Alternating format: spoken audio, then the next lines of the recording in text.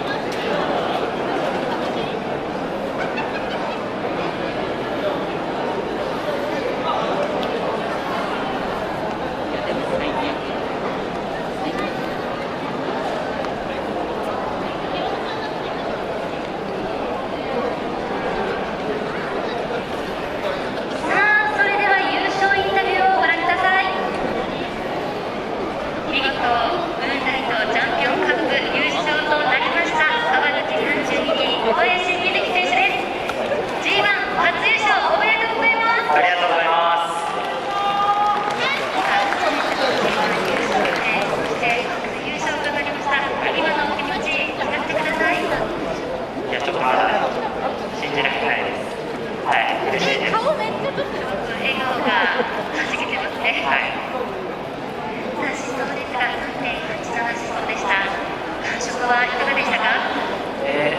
自分の中では昨日よりいい感じかなと思ってました。そして大事なスタート、見事に決まったのではないでしょうか？そうですね、前のレースもそうだったんですけど、もうスタートがどんどん勝負変わっちゃうのかなと思ったんで、いいスタート切れたと思います。スタート切った後の視界はどのように映りましたか？そうですね、もうトップスタートだったんで、嬉しかったです。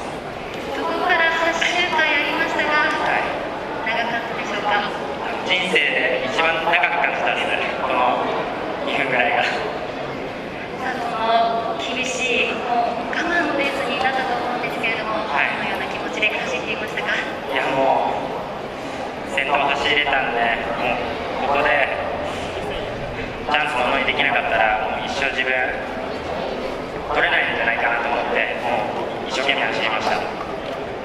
一生懸命走った先に優勝という文字がありました。ゴール点を切った時の気持ち教えてください。いやもうマジでみたいな感じでした。やはり驚きは大きかったんですね。はい。ただ目標にしていたという今回 G1 優勝を果たしても1回目で優勝ですが、今後の目標どのあたりに置いていきましょうか。そうですね、はい。目標だった自分優勝もできて優勝っていう最高の形残せたので、また次節からこれでみっともないレースしたらまぐれだったんじゃないと思われちゃうんで、次のレースも初日から一生懸命頑張りたいと思います。その次節は山陽での特別 G1 プレミアムカップですね。はい。また厳しいレースになると思うんですけど、盛り上がるようないいレース集中して頑張ります。それでは最後にファンの皆様にメッセージをお願いします。雨の中、声を上げて応援していただいた皆さん本当にありがとうございました。皆さんの応援のおかげで、G1 っていう最後の舞台でいいレースすることができました。また次の山陽でも初日からやる気元気水木で真剣勝負していくんで応援のほどよろしくお願いします。